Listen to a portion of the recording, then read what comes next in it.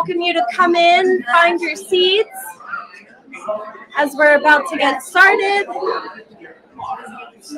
for our final session of today's first day of Startup Week. All right. Well, hey, everyone. We made it. First day in the books. How are we all feeling? Very nice. You made it to the end of the day. Back that up a little bit. Oh. I know. Very sensitive. I love Give more the space to it. There you go. I'll go in the other room. So thank you all for joining us and being at the 9th annual Startup Boston Week. Our mission with this conference is simple: to bring together the entire startup community across every industry, department, and funding stage. Startup Boston exists to connect, educate, and celebrate this ecosystem while serving as a trusted, unbiased guide to the best resources that can help you start and scale your startup or your team. My name is Elena Lobianco, and I'm a senior consultant at TriNet, where we support startups and growing businesses build out their HR infrastructure, and I will be your hostess today. Before we kick things off, I did want to say a huge thank you to Suffolk University's Sawyer Business School for hosting this conference. If you're interested in exploring entrepreneurship, they offer a variety of programs and opportunities. So be sure to visit their table in the vendor hall just right out there and learn how they can support your journey and how you might get involved in supporting their entrepreneurial students as well. We are very excited for this interview that we're about to kick off. Market-proof your startup, thriving through shifts and trends. So if that was not on your agenda, you might want to reevaluate your seat and find where your other session is. But it's definitely one you're going to want to stick around for. So we have David Chang, founding member of TBD Angels, and Chris Savage, the CEO of Wistia. I will pass it over to David to get things started. Thank you. Thanks so much for coming on out. I know the end of the day is always sort of a tough one for folks, and so we're going to try to keep this as interactive as possible, and also try to keep my voice at the exact right distance and the right tone for it. But what I thought would make sense is we're going to spend maybe like 10 minutes or so talking a little bit about Wistia, and Chris, you can share some of the story. It's a very unique company for those that you don't know. The bulk of the time talking about change. And here's where we're going to ask some of you to share some of your perspectives, because we really want to hear what's on your mind. And then the tail end of it, look forward to the future. Like, what are the things that all of us can do to help manage all that? And so I'd love to maybe just start just by getting a sense in the audience, like, who's actively building a startup right now at this moment, and you're struggling with what's happening with change? Okay, just hands really high. Okay, cool. Looks like about half of the room. Now I know who the startup folks are. The other half, why are you here? So I just wanted, it's okay to sort of shout it out. We're still dealing with change. Okay, yep. Okay, perfect. So you're an operator? Yes. Okay, so great. I was told to repeat questions because those online would be able to hear it. So big companies dealing with change, that's a great one. Maybe one or two other ones? Marketing. You're in marketing, bigger company? Smaller company? Okay, so similar sort of thing. And then maybe like one more, like why are you here if you're not a startup? I'm from the bank. I partner with organizations and help them figure out the financial landscape on the banking side. Got it. Okay, so from the banking side, so you work with a lot of companies to help them with them. Okay, we got one more. I advise startups and organizations managing change who want results. Okay, terrific. And working with startups. And so it looks like we've got a really nice audience around both the entrepreneurship side as well as companies that work with those entrepreneurs. Great. I would love to start off with Chris. Now, share, anyone else, actually, it's pretty obvious I'm going to start off with Chris, but Wistia. Start elsewhere if you want. Yeah, Wistia is kind of a unique company. Can you tell us a little bit, 30-second version of like what Wistia is and what's unique about it? Yeah, so Wistia is a video marketing platform. So it's tools to make it easy to use video at work. Started with hosting and analytics, tools to manage your video, reviews and collaboration tools. We have an editor that's designed for people who are not video producers. So it's like an AI-enabled editor. We have AI social clip generation. We have a webinar platform. We have individual person recording, group recording. So we are a tech company focused on empowering you to use video work. I think the thing that makes us interesting, or here in this setting probably, is we only ever raise angel money. So we raised 1.4 million in angel. The company has been around for 19 years. I started when I was 22. And then actually in 2017, we did a debt-funded buyout of our angels. So we raised $17 million in debt and bought back the company to have total control. And so have been running the business like completely independently. So we are not your average tech company, and have been through a lot of change. So yeah, excited to be here with all of you today. Terrific. It really is one of the very unique companies in the Boston area. And I hadn't realized that you raised that little. Like I always knew the stories of being capital efficient. When you did that, was that a conscious choice of the time? Or well, I mean, it's funny. When we started, I didn't even know what funding was. So it was my co-founder and I, we looked at how much money we could collectively put in the bank and how long we could survive. And we're like, okay, we have 6 months of runway. So what can we do? We're like, well, we moved into a house with a bunch of other people in Cambridge, like near Central Square. So there's 10 of us there. My total monthly expenses for like rent and food and everything was like $450. Oh my God. And we still were going to run out of money in 6 months. That was like our forecast. And so our plan when we started was like not having no idea what funding was. Like our plan was we'll do this for 6 months and then we'll probably know if it's working. And either we'll sell it, like we'll sell it to someone like Facebook, or we'll just pretend we never did this. That was like, that was our plan. And of course what ended up happening is it took longer than 6 months to really figure it out, but it was way more fun than we thought it would be. It took us about a year to get our first paying customer. And again, still no focus on funding.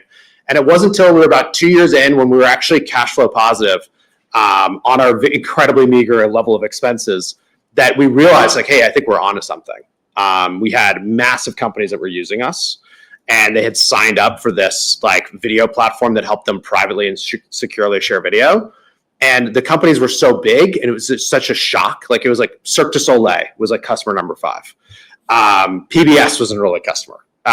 We had a $2 billion public like telecommunications company that was using us for learning and development. We just were like, this is wild that these companies are trusting us. Like I'm sitting on the edge of my bed doing demos with no video camera on, pretending I work in an office. Like this is crazy.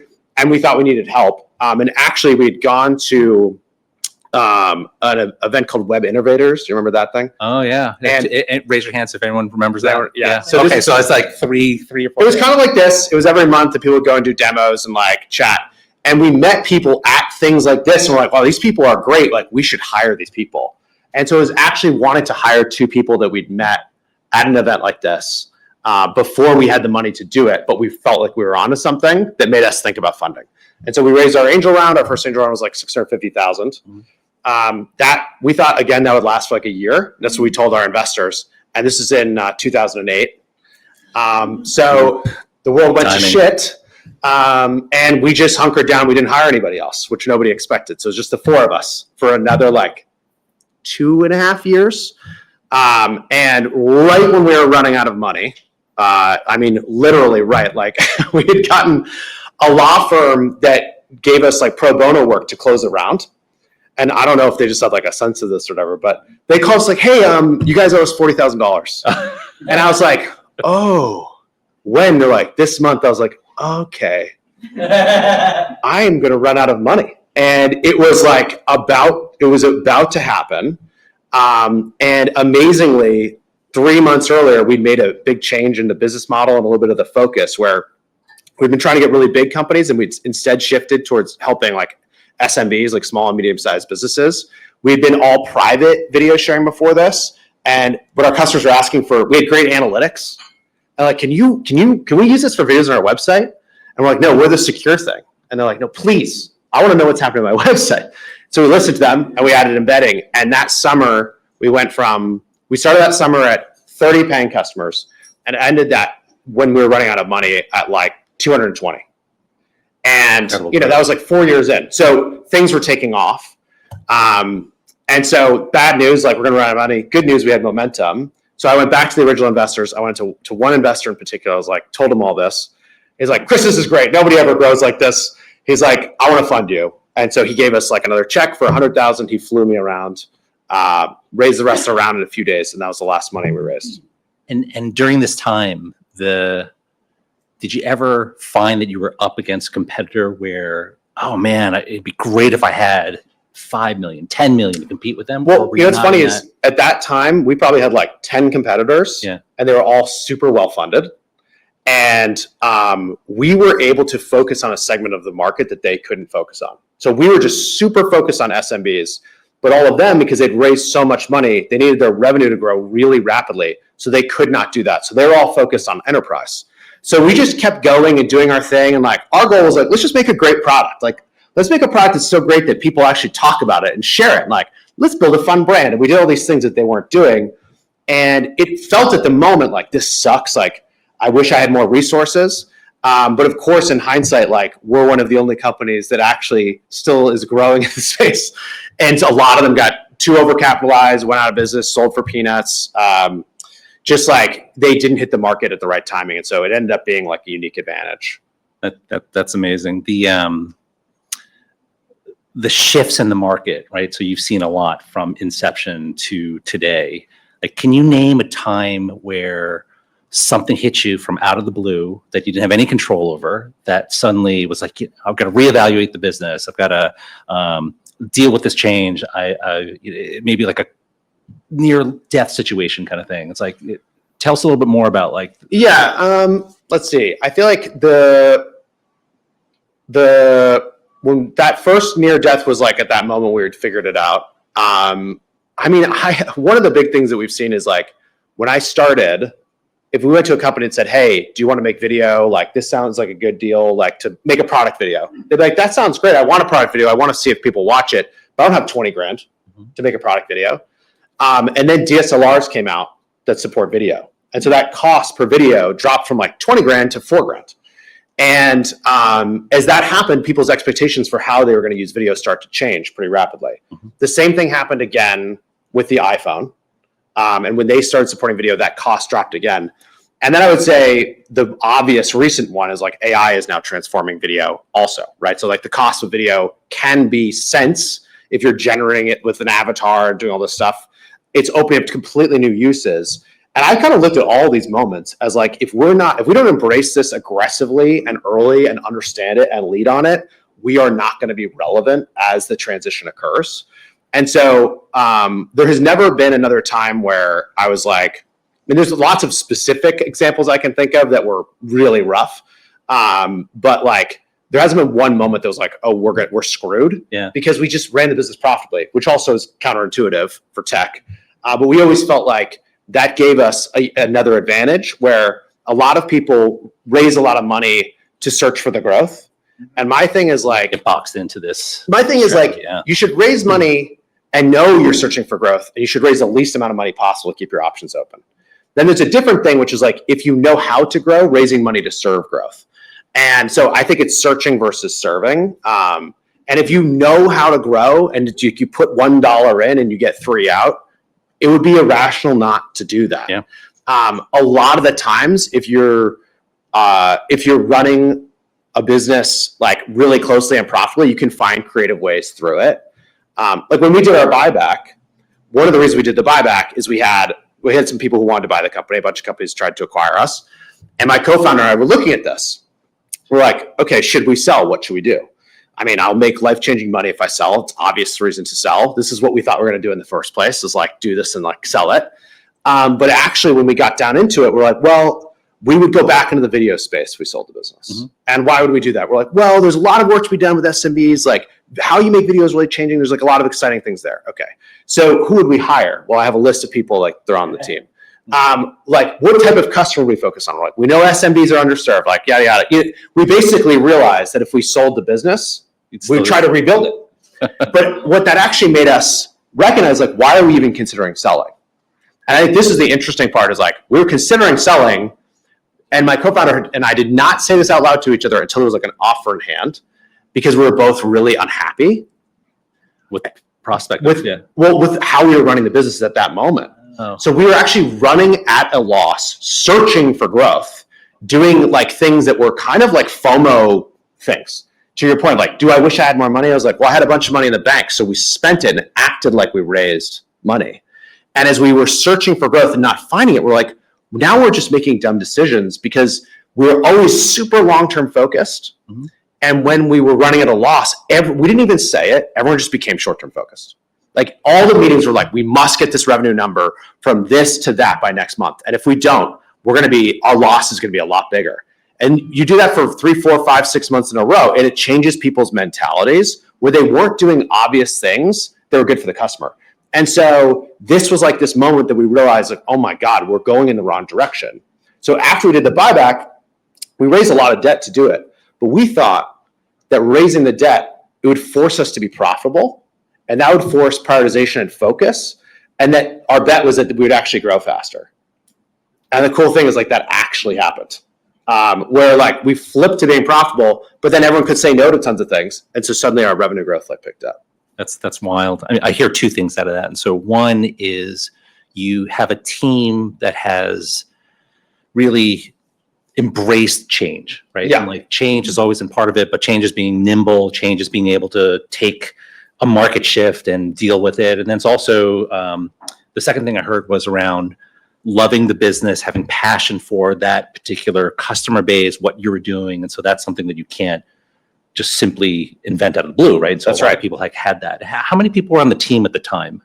I think when we did the buyback, there was like 75 people. Okay, so 75 people that had to all move in the same direction. And how do you do that in a nimble organization? Like, Yeah. So, what's funny is we told them, like, we just did all hands meetings and we're like, all right, everybody, we had an opportunity to sell the business. We said no. And they're like, what?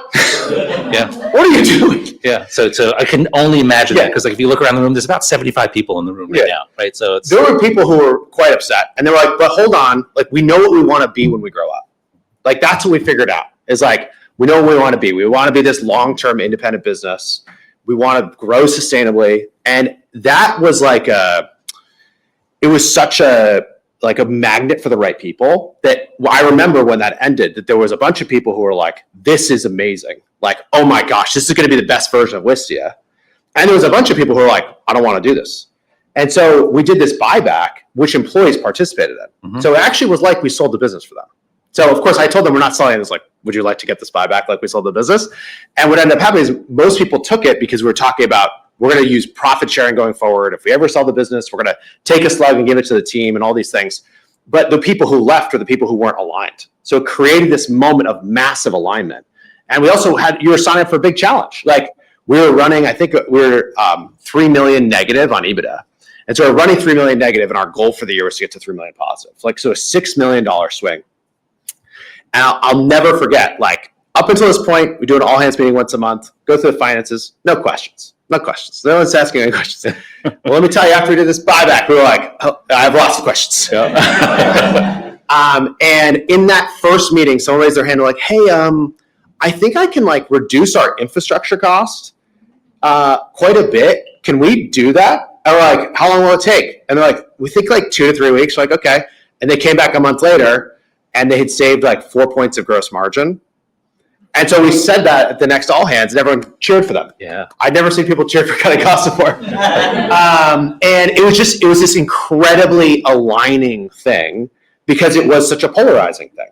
And then what ended up happening is we flipped the EBITDA instead of being $3 million positive to 6. So it was a $9 million swing in a year. And what that meant was that debt we had taken on, which was pretty expensive, well, guess what? Now it got really cheap. Mm-hmm. And so suddenly the interest payments dropped, the business is in a more stable position, we refinanced again, and the team was like on the journey the whole time. And so I think it's like the way you get people aligned is like, tell them your vision and don't be afraid to be polarizing. Like, as long as it's true to you and it's something you actually believe, that should attract the people who are going to be the most aligned. And it ideally should repel people who are not. And you're wasting everybody's time if you don't do this, by the way, because if you have a bunch of people who wouldn't agree with your vision, you're not going to give them the same opportunity. You can smell it. You can tell, like, you're not going to give them the same opportunities in the business. Like, however much you think you are, they're never going to grow as fast. And I think it's like, if you can be really clear and turn some people on and turn other people off, you're doing everyone a favor. Yeah, I mean, what a mature way to do it, right? Like, how hard is it to look at a group of people, tell them something that may be potentially polarizing, that a good number of people are just not going to want to hear, but have the maturity in mind that this is going to be good for the company, and by being good for the company, you're going to serve people better. And I'm assuming a handful of people that left, maybe they didn't leave on bad terms, is more of a, hey, this is just not a fit for Everybody me. who left, I would even I can't say I'd call them all a friend. I don't talk to them all the time, but are there's all love. There's absolutely no problem. Like, people have different things they want to do in their careers and what the company's going to do. Just make it obvious what you're trying to do and make it obvious what the challenges are and the opportunity, and let people make the decision. So yeah, no bad blood at all. Went super, super well. Yeah, and I actually think even now, in a world where you can hire remotely, this is even more important. Like, there's a lot of people out there, a lot of people in this world. You'd be amazed, like, what it feels like when the team is completely aligned. It is ridiculous. It is like the best feeling in the world. But to get there, you have to be clear about what you believe. And I'll also say, just like, I don't think you can fake it. I think people can smell it when you're faking it. And so you being really honest to what you actually want as the entrepreneur in the business is like a critical part of this. Fantastic. In a minute or two, I'm going to ask a few of you to share some of the things that are top of mind for you. And it doesn't have to be limited to just like a change in the market, just like anything that's like top of mind around like navigating change. Some of it's going to be internal, like how you manage your team, and some of it's going to be external, like how do I manage this big thing that's happening that's out of my control. And so think a little bit about that, because I definitely want to get your takes in terms of the things that you're facing, the challenges that you're facing. And while we're doing that, maybe this is a good time to shift more towards today and looking forward, right? And so you've been here running a successful company, I'd argue one of the pillar Boston companies, right? Especially the way that you did that. What keeps you continue to be fired up after 20 plus years, right? Like, I've had 7 jobs in the last 20 years. Yeah. Like, I mean, I think the core thing is the core thing is like, what problem are you solving for customers, and do you actually care about that? And some of the mistakes I've made over the years was like actually when I wasn't close enough to the problem. And so I didn't care about the details of something that we were doing. And that's always like a bad sign. I think but I care incredibly deeply about the problems we're solving. I mean, I use our products every single day. I am giving so much feedback like all the time on everything. And that is a really good feeling. Like, it is an incredible feeling when you can build something that helps somebody do something they couldn't do otherwise, or save time, or save money, or like, it just enables them to do something better. In B2B is funny because I think like a lot of B2B people look at it as boring, and I look at it as incredibly interesting because like this is people's careers and their lives. Like, yeah, if I can help you do something at work that you couldn't do otherwise, and that actually means that like you have a better job in some way, you get promoted, you work on a more interesting project, like that's actually a big deal. Like, we spend most of our lives working. And so most of our hours working. And so I'm like very energized by that. And then I think like having gotten it, like I would say today, it's never been more right for me, but the times that it has been right is like the direct team around you, how aligned, how solid is that team? Like, what are the vibes like? And like the senior management team we have with is by far the best team we've ever had. The vibes are amazing. And there's been times when I've underestimated the importance of the vibes. Like, I've underestimated, this person's doing a good job, but like, I don't really want to hang out with them. And the others don't really, or like their egos maybe slightly too big, but like, maybe it's just me, like, who thinks this. just let it slide. And you let it slide. And like, that is the ultimate thing that actually makes it not fun. Like that's the part, like, you don't know how long things are going to take. Like, I'm a believer that like, it's often actually not that hard to predict the future. Like, when we have self-driving cars, yeah, I think so. But when? I think the when is the hard. Like, when will it be? I was about to call you on that. Yeah, when will it be? Mm-hmm. There's a huge range of what people think. Like, there's people who think it's gonna. I mean, we have self-driving cars now in some cities in very close areas. That wasn't true a couple years ago. Will it be all cars? I don't know. But like, will we have them? Yeah. Like, I think that was clear for a long time. I think the hard part is when will it be the majority? When that's incredibly hard. And so if you're onto something and you're making progress and you're learning and you're helping like solve a problem, often the secret sauce is like, how do you just stay interested in it? It's like, how do you stay on it? Right. Yeah. And when you're competing on like a different time scale from everybody else, it lets you be lucky because you're in the game. Right. And so I think for me, it's like when the team feels amazing and the vibes are really good, I feel like I can run through walls for them. Like, then yeah, it's all I want to do. And I think that's also why defending that is incredibly, incredibly important. That's amazing. Can we get some mics? I would love to hear from a couple of the folks in the audience on like what's top of mind for you right now. So you one over here, one over there, some challenges, one over here too. Okay, one over here. Coming around. Oh, that's for me. Yeah, tell us your name, 10 seconds about what you're working on and what's your challenge. All right. Thank you. My name is Mamun Yang. I'm working on a medical AI product. So my question to you, is it Chris? Yeah. So thank you for the great presentation. So my question is this. I understood that you funded the buyback with debt. Yeah. So what is your take about a startup company decided not to take VC funding, but decided to fund its growth through debt?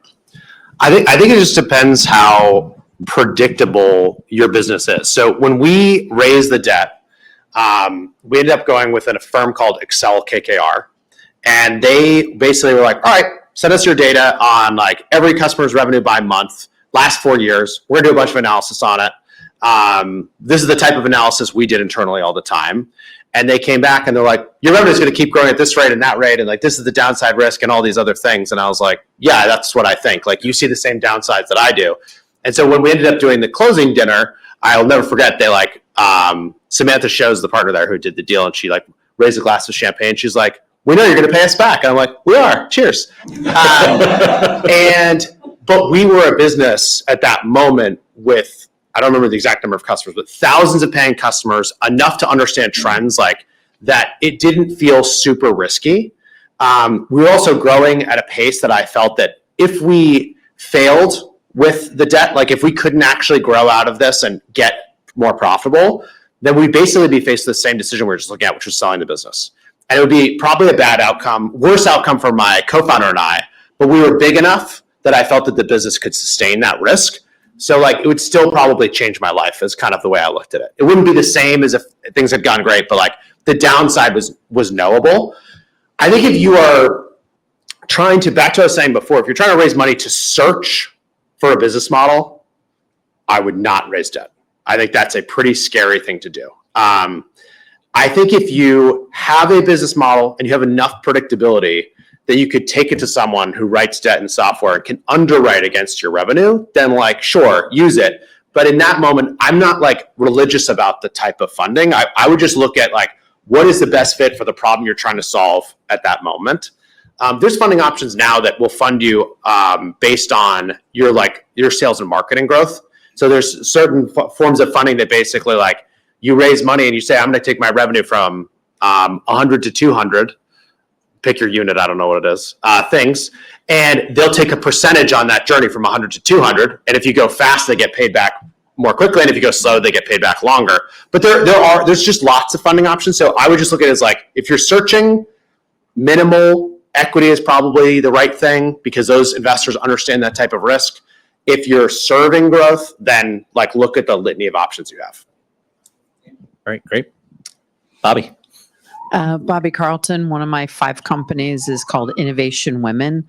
And obviously, hi fans.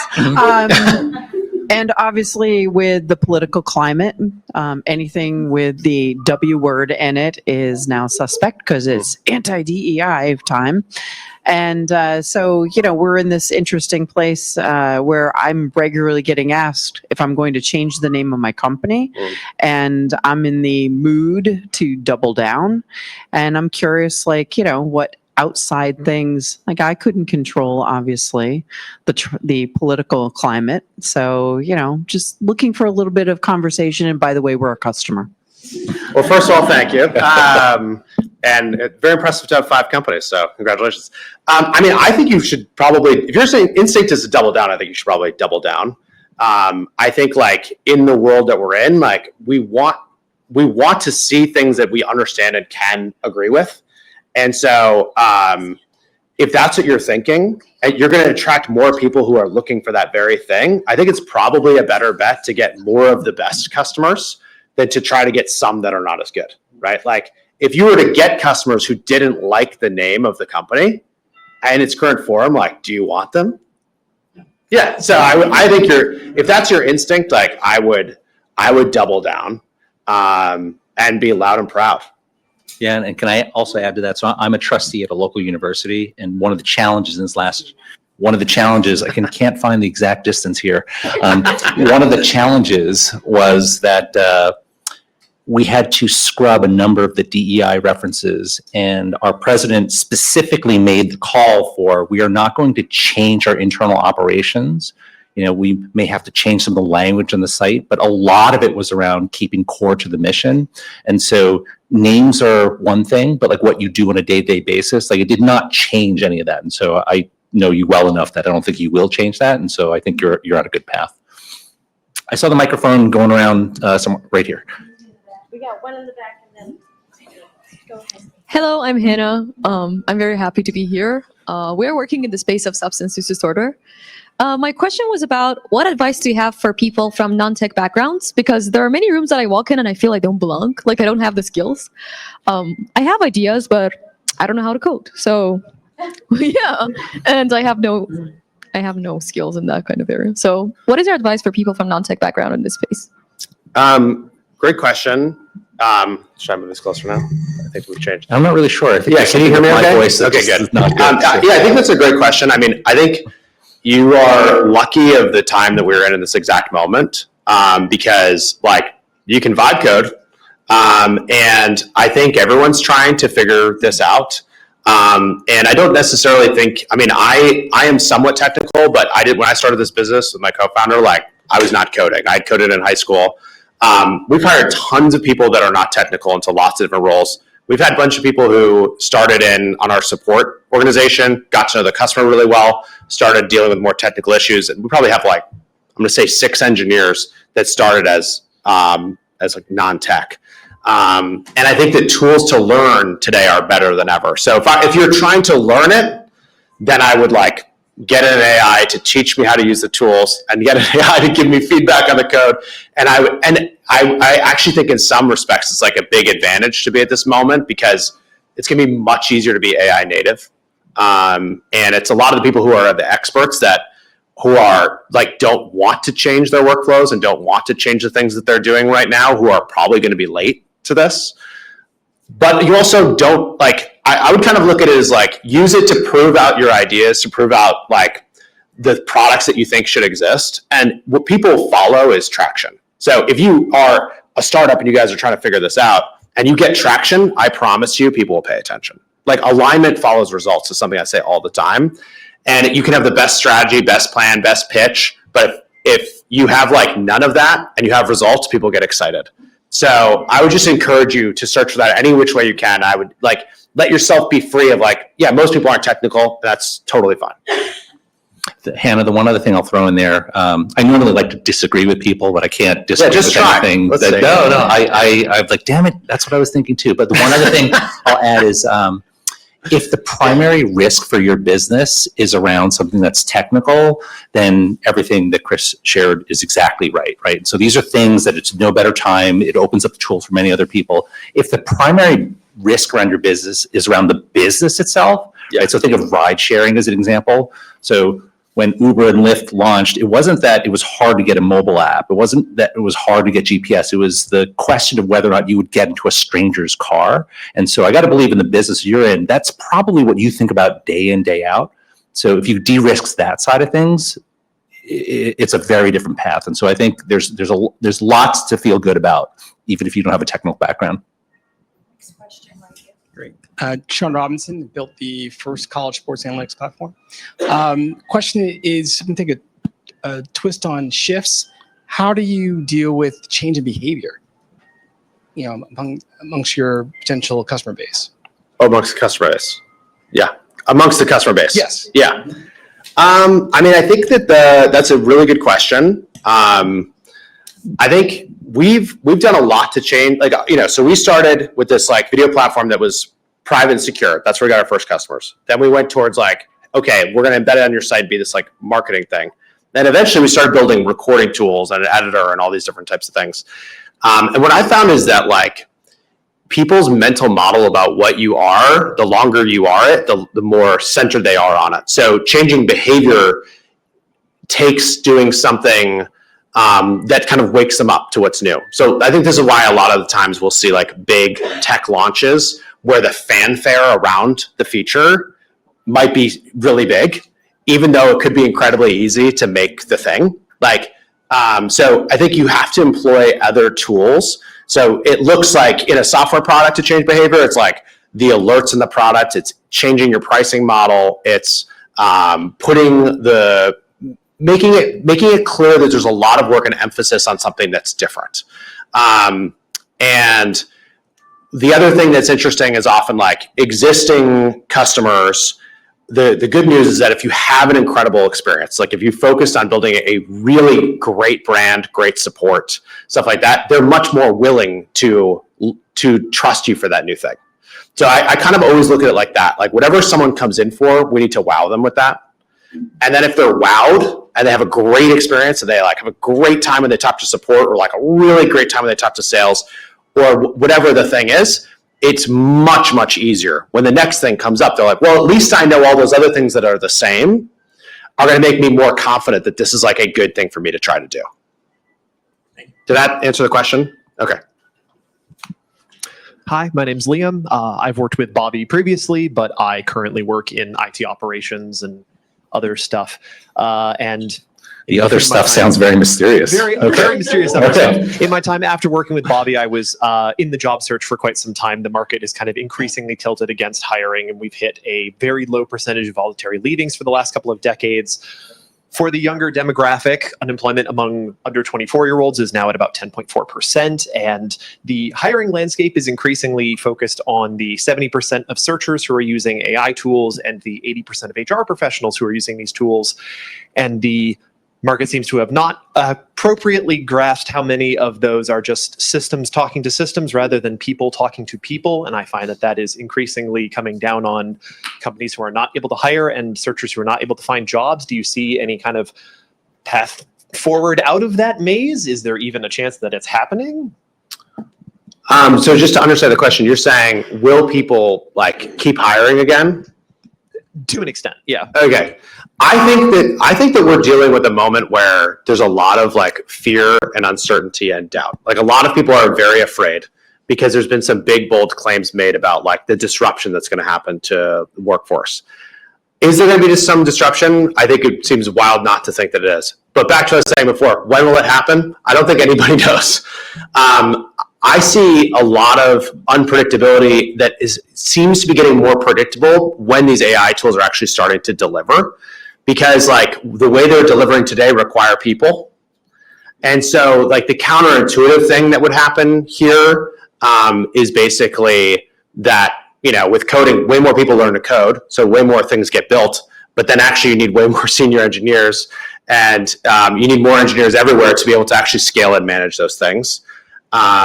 You know, we saw the change with writing a few years ago where the LLM started to do writing and everyone was very afraid. And now what I found, at least on my team, is like we've hired more writers and hired more people because it increases the output that each person can do and it makes it actually easier to see the return. So I think there's other factors at play that I think are depressing hiring. Like I think interest rates being what they've been. I think like I won't get into politics, but I will tell you like unpredictability doesn't make it very easy for anyone to plan. And so there's been a huge amount of unpredictability. And so with the unpredictability, basically what happens is people are like, well, I used to count on this growth. I don't know if it's going to be there. So should I hire ahead or not? And so they're like holding. And so personally, what I think is happening is people are holding, waiting to see what happens. But I think that the hiring will come back, personally. I saw the microphone float around. Hi, I'm Zach. I'm the CEO of an IoT startup. And my question for you, I mean, for both of you is honestly, once you get to the stage in a B2B business where you have the big names, you have the customers, how do you decide, especially in industries where deployment times are long and, you know, capital, you know, it takes 6-8 months before, you know, you're fully in swing. How do you decide between just, you know, waiting it out, self-funding, or all the different funding routes, you know, you can go? You want to start this one?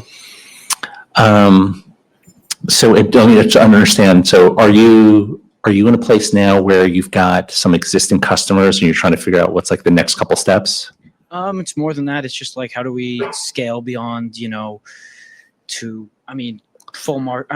yeah, exactly. How do you move beyond just a few huge enterprises to, the entire market? Yeah, because the reason I'm asking is I've seen a couple different patterns. So I've seen the pattern of you go up market, right? So you start in a place where you are forced to increase your pricing. And so the natural thing is you're selling SMB.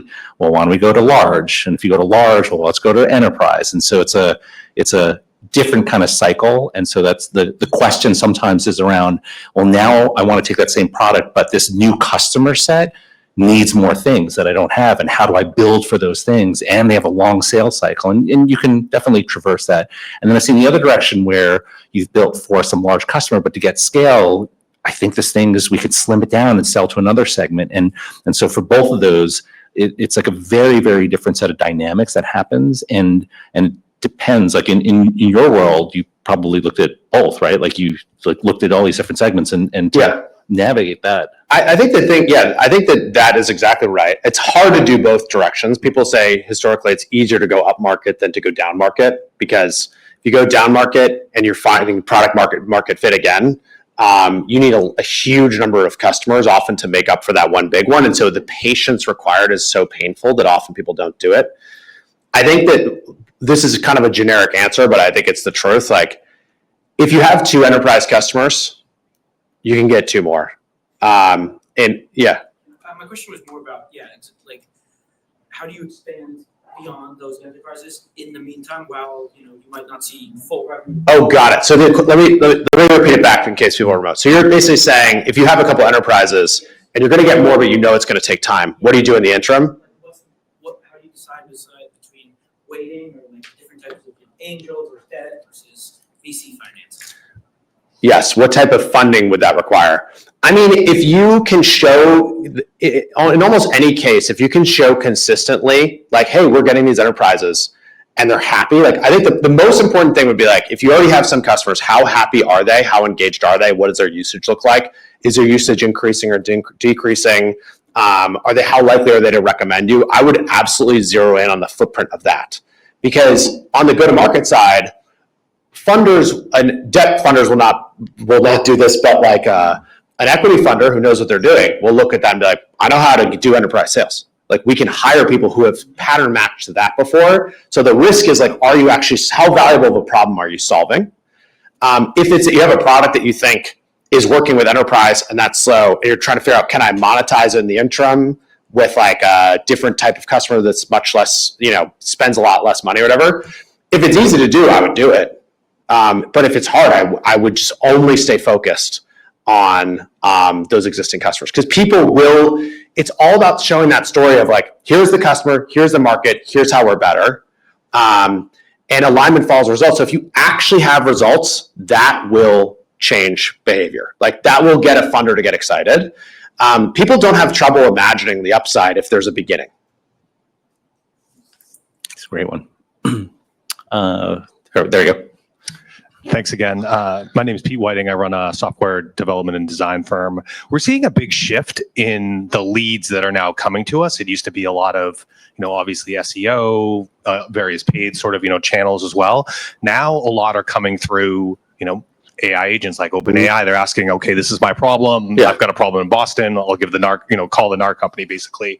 I'm curious how you're seeing a shift sort of in your sort of marketing return, what you're doing to sort of come up in those different channels, right? That are seriously a bit of a black box, right? At least for us and a number of others. I love that question. Great question. So I can't say the specific, but I can tell you we're seeing more signups from LLMs than from Google search. It flipped for us a couple months ago. What we've seen was what I'm sure you've heard in the industry, which is like the people who come through LLMs often are more qualified. Like, they're going further down the funnel before they reach out. It's also, if they're doing like deep research in LLM, which basically is, instead of using inherent knowledge that's in the training base, but it's actually doing search and analysis in real time, you're getting the results are being filtered through whatever public data there is about your company or about your space. So this means like review sites, community sites, Reddit, social media, LinkedIn, all that stuff matters. So if you have a great product and you have a great service, and people are actually talking about it, that is going to help you show up.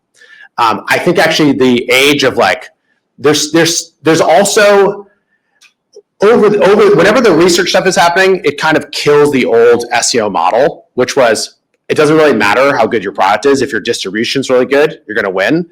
In this new world, I don't think it's going to be like that. I think like the best products and services are actually going to win. The most remarkable ones are actually going to win. That said, there is like a funny thing right now, which is the LLMs are so new in terms of how they use their own search data, that there's a lot of funny things that you can do to show up. So I host a podcast called Talking Too Loud, and I just had this guy on who's the head of LLM search from Profound. And it's worth listening to. I learned a ton. But one of the things he talks about is how like it's basically like the web in 2010 today for LLMs. So one thing that's kind of counterintuitive is in SEO world, the most definitive version of a piece of content wins. So you want that to be on your website. So people will eventually find their way to your website. And the LLMs, the definitive content matters, but the way that they can tell that it is useful is it's in lots of places. So what you would want to do is take your blog post and put the entire blog post on every social channel and send it out as like a press release and like do all these things. And from the LLM's perspective, they see it in 100 places. They're like, this must be correct. It's so logical. I never thought about it that way. It is in some ways easier, as my understanding, to get listed in the LLMs today than it is to get indexed well in Google. This search infrastructure still matters tremendously. And the best indicator of showing up in LLMs is how you would show up organically already in Google. But there's a lot of changes happening. So like OpenAI used Bing as their search engine in the background. They've announced that they're switching away from that. And it looks like they're probably looking at their own, they use I'm going too deep, but I'm going to keep going. They use an open source like crawling project called Common Crawl, I think, that crawls the whole web that people participate. Which wreaks havoc on your site. It does. Yes, it does create issues. But so this is like,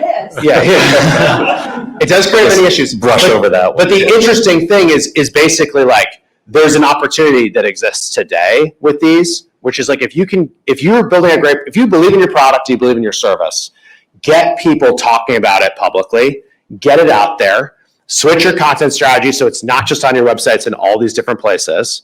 And you can use, and some of these tools will also track how you show up in the AI search. SEM Rush does this, Profound does this, a bunch of different tools do this. And you can literally see the types of more detailed things that people are looking for. So the game is both the same, but there's actually more change that's happening that's ever happened. I think most of us, unless you have like some unbelievable crazy like SEO scheme, most of us are going to actually benefit from this moment by leaning in. So that's what I would say. Great advice. Just doing a quick time check here. And so we'll probably take like 2 or 3 more questions. I want to stay on track. For those of you that are remote, this is the Q&A section for managing market shifts. So any other questions that we've got around like how to navigate change, let's hear them. Hi, thank you so much to both of you. My name's Leah Goldman. I'm an intuition strategist. I help leaders trust their gut to make decisions and get results. I love the stories that you're sharing. I'd love to know how you've made these decisions amidst a lot of uncertainty. You've given us several examples. How do you trust your intuition and trust your gut that you can make a decision that will impact not just your team, but your customers with such conviction? And then I love how you say alignment follows results. So how do you find that the alignment may then improve your intuition for the next decision? I love this question. Because I think that the first thing I'm going to say is like, I think the most of the decisions I regret are when I didn't actually follow my intuition. So like I got convinced by some very complicated project plan or some analysis thing that I didn't really buy, but it was like, oh, it looks so clear. Like this must be it. But I'm going against my intuition. Then we do the thing and it doesn't work. Oh my God, what have I done? Like, why didn't I just trust myself? And I think you can hone your intuition. And for me, it's a combination of like, doing it a lot, like every day you're making tons of decisions. Paying attention to actually how you feel and what the results are is helpful. Like you're not going to be right 100% of the time, but you can be more clear when you're making a decision about if you're going through a door that you can't go back through. Like most decisions in business are reversible, especially if you're creative. So it's how can you look at the decision you're trying to make from a creative perspective and say, hey, if we get this wrong, can we fix it? And so that's the first thing I would say. I've learned over the years that I'm the type of person who likes to talk out these things, and I can feel it when I'm there. Like I can tell. And though I explicitly talk it out with different people who I know come and have a different diversity of perspectives. So that the way I like train my intuition is there's someone who I know is really analytical and someone who's really optimistic and someone who's really, really creative. And depending on whatever the context is, I go to those people and I try to work through it with them. And usually I literally have a feeling it's like, oh, this is it. This is the thing. And the other piece of this is because most decisions can be reversed, I try to go as fast as possible. So I think mistakes I've made on the decision-making side has been often like perseverating too much and literally asking the question, like, if we're wrong, how quickly will we know? Like, if we're wrong, how quickly can we change back and go the opposite direction? You have to actually have you have to do that. Like that part's sometimes hard, right? It's like you buy the stock because you think it's going up and then you see something's bad and you turn around and you short the stock. That is hard to do emotionally. And so it's like how you get it, managing how you get attached to the decision, I think is really important. The emotions. The emotion around it is like often the critical piece. But ultimately, like at least for me, it's trying to build a culture where other people feel comfortable doing the same thing. And the last thing I'd say on the alignment follows results thing, I'll give you an example. Like probably 2.5 years ago, AI stuff was starting to take off. I talked to one of our great video producers and he's like, hey, I think I could make a video that shows how crappy all these AI video tools are. Do you think I should do it? And it was like, well, we had made no content about AI video at this moment. And it would be like shitting on all the stuff. So it's not going to be, you don't see a lot of like, hey, this quarter, we're going to make this whole plan on shitting on AI video. Like that doesn't usually get suggested. So it's like, well, can we do it in a way that's like funny and interesting, but also teaches what tools we use? And I'm like, please don't talk to anybody else about this. Just make this and put it out. And he made it and it put it out and it went pretty viral. And then guess what happens? No one has a conversation at all. There's no conversation internally. Should we discuss AI video, what's like bad about it, what's good? It never comes up. It's just, what are we doing next? And this is an incredibly common phenomenon where like people want to debate things to feel good, like they're making a good decision and they're prioritizing resources. But sometimes it's like people prioritizing resources for people prioritizing resources for people prioritizing. It's like this crazy layered stuff. And it's like, what are we doing? How can we get actual real results and let the results dictate what we're going to do? And the one thing I'll just add is if you feel like you do not have a great sense of intuition, right? Because like if you are just following your gut, most decisions are 51-49, where even if you took the decision that didn't really make sense, you get your team aligned around it. That's movement forward. And so the worst thing I've seen in early stage companies is the no decision. Yeah, that's the worst. Just sort of sit there. It's the worst in a big company too. It is the thing that slows you down. You have layers of people waiting. Your customers are waiting, other team members are waiting. And like a good decision is better than a perfect one, for sure. And if you at least can admit later too, like this was only good, then that is going to be the same thing that helps train you to make better decisions. All right, we have time for one more, and we're going to see the mic. All right, there we go. Sorry, do we have two mics? All right, how about the last two of you? Last two. We'll do one for the side of the room also. Make it a good one. Awesome. Okay. Hi. First of all, thank you so much for being here. My name is Jaime. I'm working on a biotech startup, and I was wondering about team management.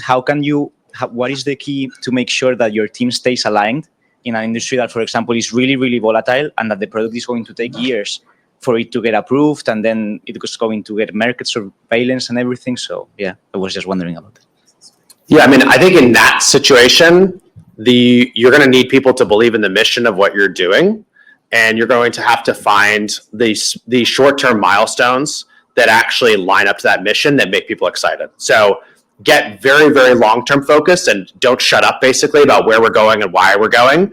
And then in the short term, try to find the examples and things where you can, this is better, huh? No sound in the face? Yeah. Congratulations, good work. Yeah. And then I think in the short term, it's like,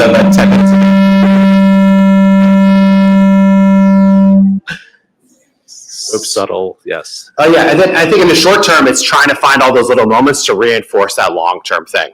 But it's gonna be hard to keep someone engaged for 5-6 years if they don't believe in where you're going.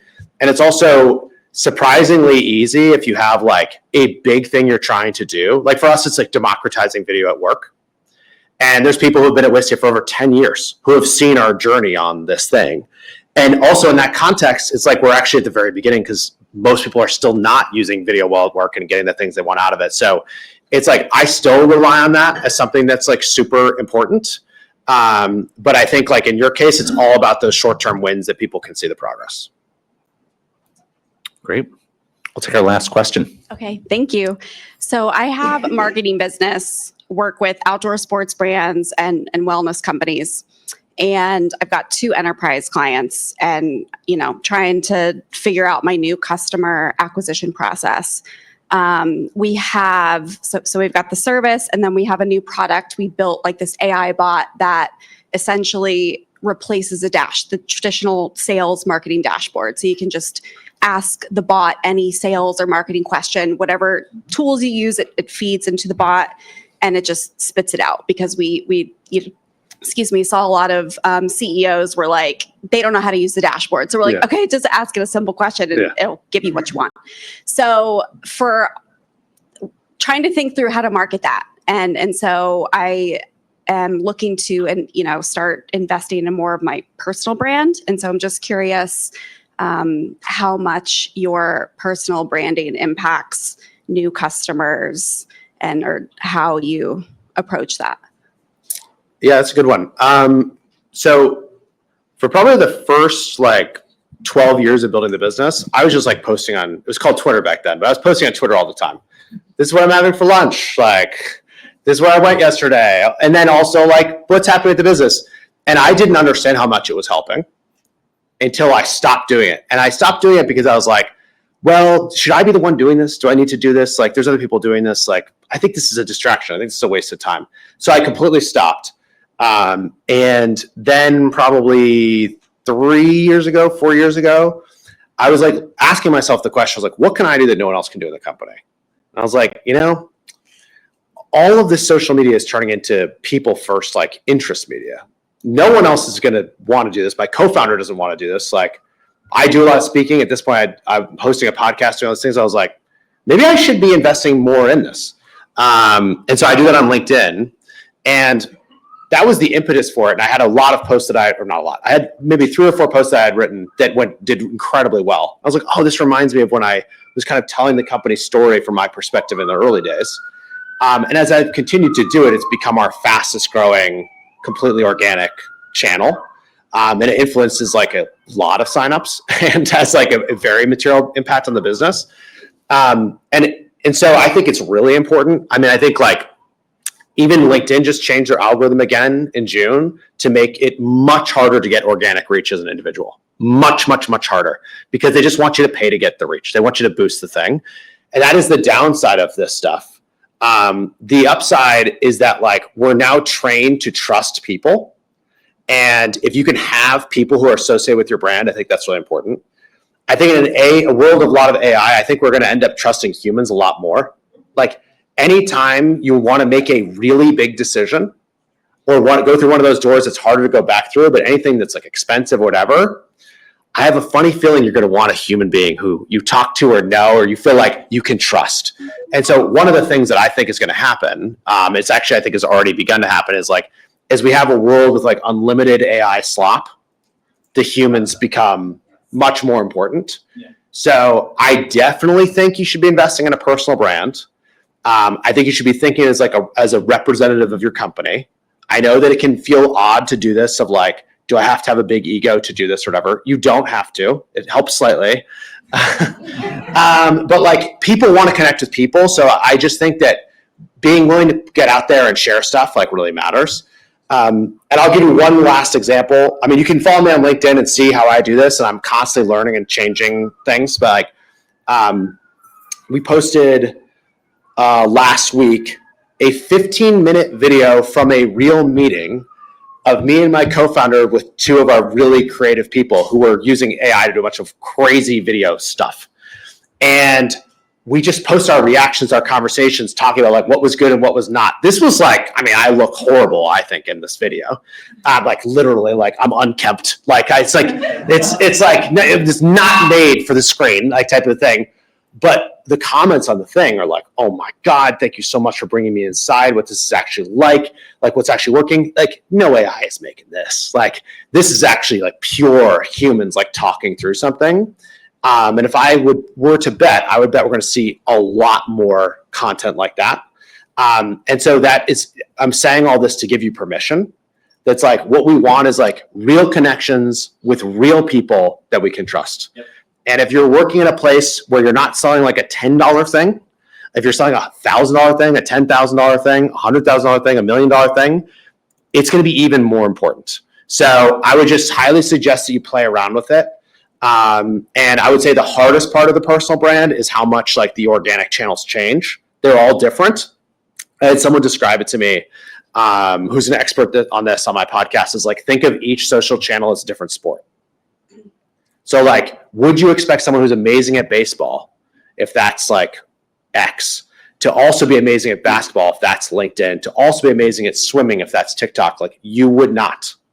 And so one of the mistakes that people make is they try to go on every platform at the same time with the exact same content. And I can tell you, they do not work the same at all. They look the same and they're on your phone, but beyond that, they all act differently. So I would highly suggest, if you're going to do this, to pick one channel that is the best fit to like your personality and your workflow. Thank you so much. All right. Thank you guys.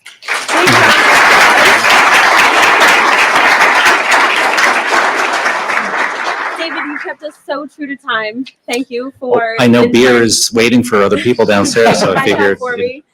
And Chris, absolute wonderful insights. I love the closing thought. Speaking of people, there's nothing that beats a human connection, and there is a ton of that for you throughout the remainder of this week, but also starting right now. I think we're a couple minutes over, but well worth it. There is our welcome reception opening party happening right downstairs as we speak. So get out there, make some connections. We definitely want you to mingle after the event. We encourage it. Only ask is that you do not do it in this room so that I may close down shop, because again, first floor, music, drinks, networking are all waiting for you. So another big round of applause for Chris and David. Thank you, everybody. And thank you all for being here. Enjoy the rest of your week. That's great.